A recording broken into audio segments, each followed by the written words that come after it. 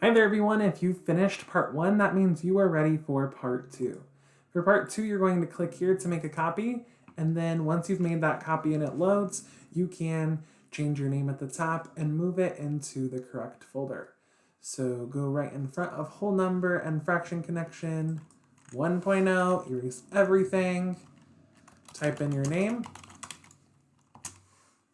then move it to your math folder using the move button here. Remember to do that so your teacher can see it. We're going to continue practicing whole number and how whole numbers and fractions are connected. So as we reviewed together in the first video, we have the numerator, that's the amount of pieces represented, and the denominator is the amount of pieces in a whole. And we're going to practice making fractions that are equal to whole numbers. So you're going to see in this first one that the whole is this yellow piece. So right here's one whole. So the size of the whole can change. A lot of times we get used to seeing this red bar as the whole, but the whole can be smaller as well. So if I have this whole here, I want to try to find fractions that are equal to one whole. So I can try this blue piece. And as I see, these two blue pieces do not fit into this equally. So these are not going to work. So I'm going to put those back. Let's try the dark blue. All right. With the two dark blue pieces, they fit evenly into the whole. So it's two total pieces represented. And there's two pieces in one whole.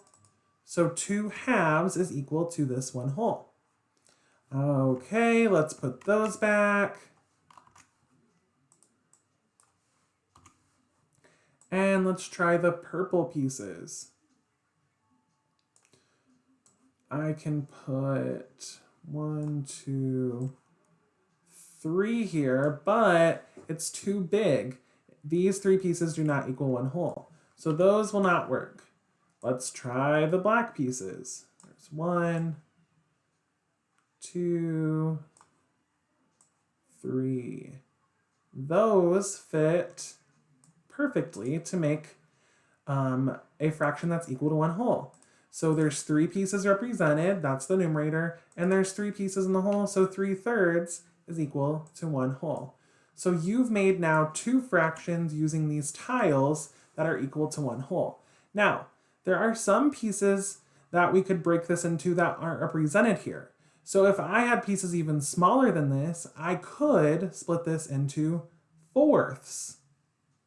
So if I split this into fourths, 4 pieces, that would mean there's 4 pieces in a whole, and I would need 4 of those pieces to make one whole. So the first thing you want to do is try to make a fraction that is equal to the whole using these tiles. So we got 2 of those. The last one, you can make up a fraction that's equal to one whole. And remember, if the numerator and denominator are the same, then it's equal to one whole. So you're going to do this one again on your own, and then you will have slide 4, 5, 6, and 7 to do. When you're finished, you'll see this slide and it'll say to go to the next part, and your next part is part 3, and there will be another video for you to do here. Have fun, and we're excited to see you work with whole numbers and fractions.